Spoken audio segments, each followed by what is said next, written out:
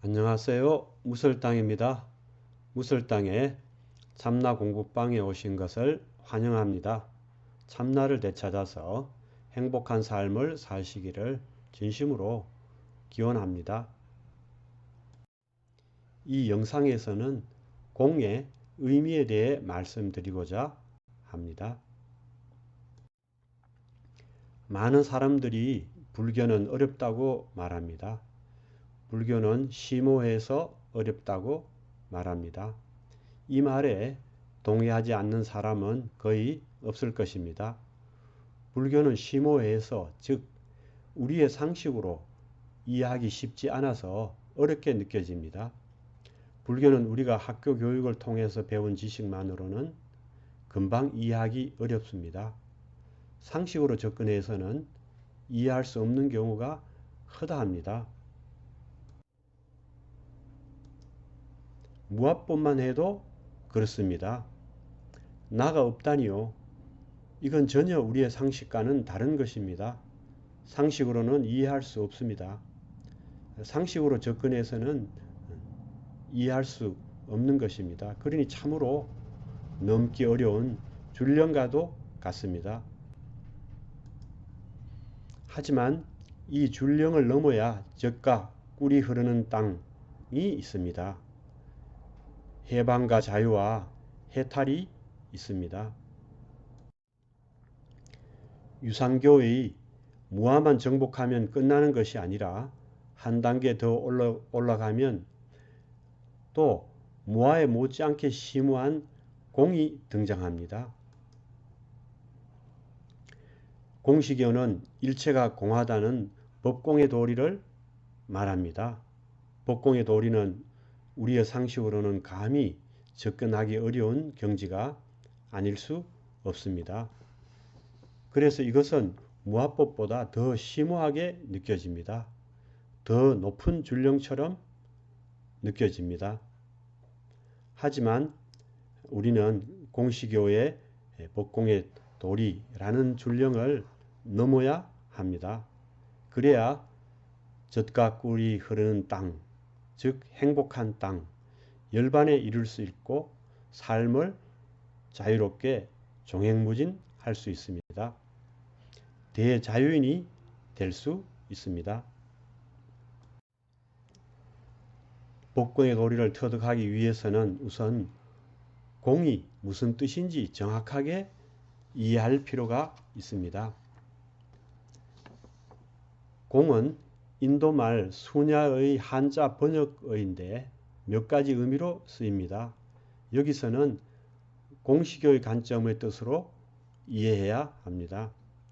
일체 개공, 즉 일체가 공하다는 것을 종지로 삼고 있는 불교 종파는 삼론종입니다. 삼론은 용수보살의 저서인 중론과 십이문론, 그리고 용수보살의 제자인 제바의 저자인 백론을 가르칩니다. 삼론종은 삼론을 소위경전으로 삼아 중국 당나라 때 성립된 종파입니다. 인도 불교의 중관학파에 해당하는 것입니다. 공시교는 삼론의 가르침, 즉 중관학파의 사상을 말합니다. 중관학파의 대표자는 제2의 부처님이라고 칭송받은 인도의 용수보살입니다. 용수보살께서는 중론에서 인연소생법, 즉 인연으로 생겨나는 것을 공이라고 하셨습니다. 그리고 공을 무자성이라고 해석하셨습니다.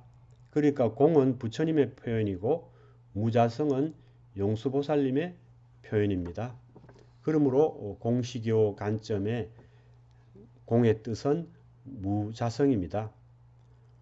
공은 빌공자이므로 텅 비었다는 뜻이고 무자성은 자성이 없다, 즉 자체의 성품이 없다는 뜻입니다.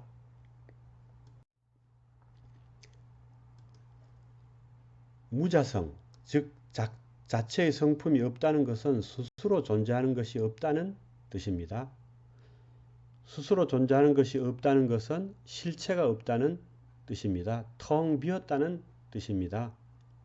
있는 것처럼 보이고 있는 것처럼 느껴지지만 실제로는 없다는 뜻입니다. 마치 꿈처럼 말입니다. 신기루처럼 말입니다. 그림자처럼 말입니다. 이 세상 삼라만상은 어느 것 하나 인연으로 생겨나지 않은 것이 없습니다. 일체가 인연소생입니다. 그래서 고정분별의 실체, 즉 자성이 없습니다. 무자성입니다. 자성이 없는 텅 빈 것입니다. 그래서 스스로 존재하지 못하고 철저히 다른 것에 의지하여 존재합니다. 우리가 스스로 존재하지 못하고 공기와 물과 밥과 반찬에 의지하여 존재하듯이 말입니다. 이 세상 모든 것이 인연 소생입니다. 그러므로 당연히 무자성입니다. 공입니다. 일체 개공입니다. 일체가 공합니다. 법공인 것입니다. 이렇게 무자성인 것, 공한 것을 과연 있다고 할 수 있을까요? 스스로 존재하지 못하고 다른 것에 의지하여 존재하는 것을 과연 있다고 할 수 있을까요? 자체의 성품이 없는 꿈과 다를 바가 없는 것을 과연 있다고 할 수 있을까요?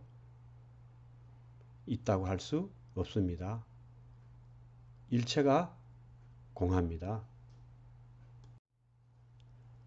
경청해 주셔서 감사합니다.